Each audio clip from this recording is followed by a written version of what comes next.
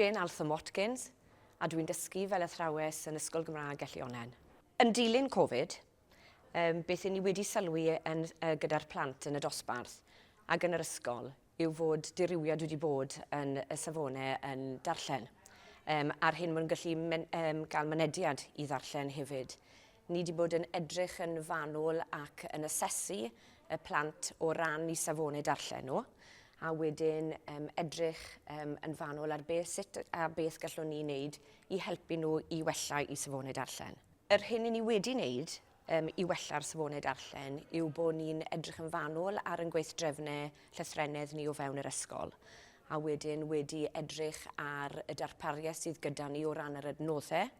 yr adnoddau parod, yr adnoddau papur a digidol, fel bod ni'n gallu paratoi y plant yn drylwyr tuag at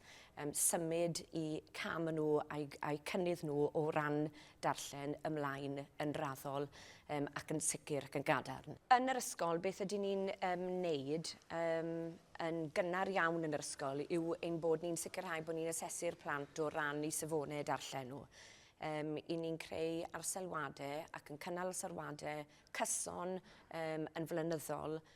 ar ddarllen, fel bod ni'n gallu olrhain beth yw safon darllen y plant. Ni'n gwneud hyn drwy ddilyn cynlluniau fel Chic a Chlic, llythrennau a synnau ac yn y blaen, a wedyn mae'r plant sydd yn dod allan o'r dosbarth yn cael ymyrraeth ar Pop-At, sef cynllun arall, i sicrhau bod ni yn hybu'r darllen cymaint a ni'n gallu. Beth i ni yn hefyd yn sicrhau yw bod yn corneli darllen ni, bod ni'n gwneud rhynna mor apelgar a phosib, a bod ni ddim yn gorlwytho'r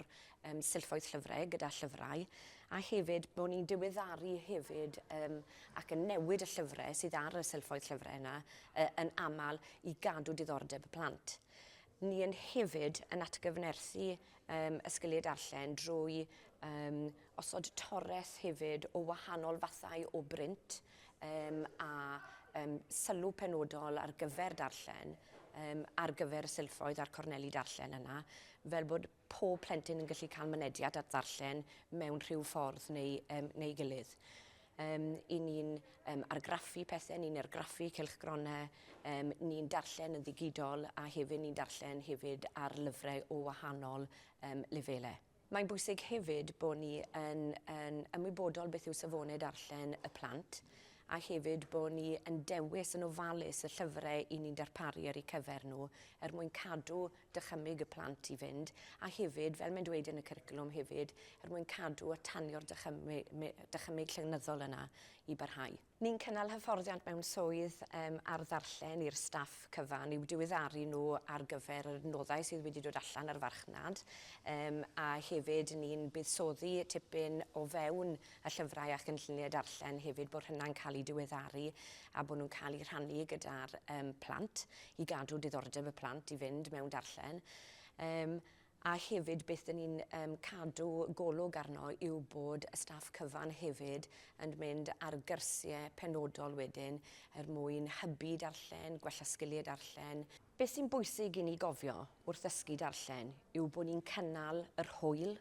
a bod ni'n annog yr hwyl yna ymysg pawb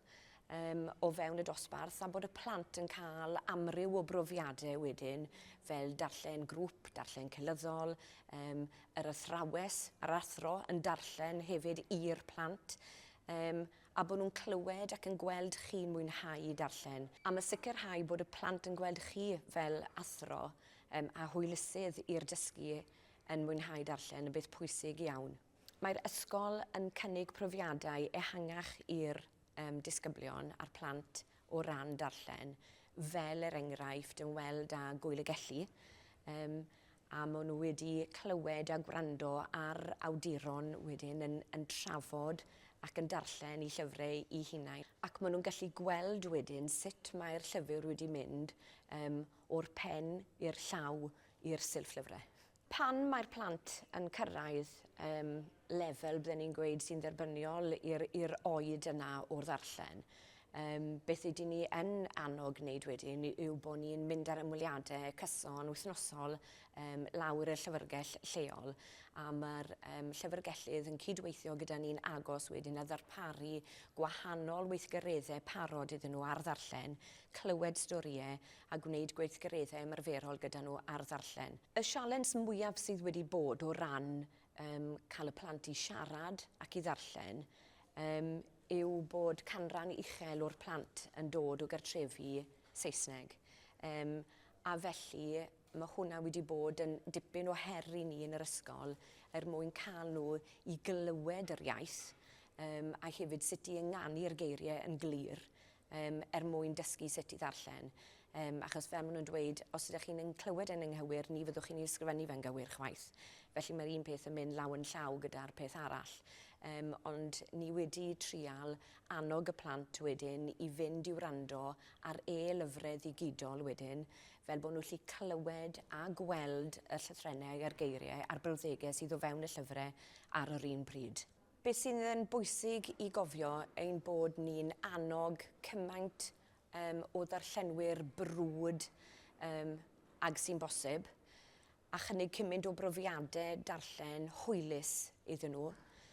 a hefyd adnabod anghenion y plentyn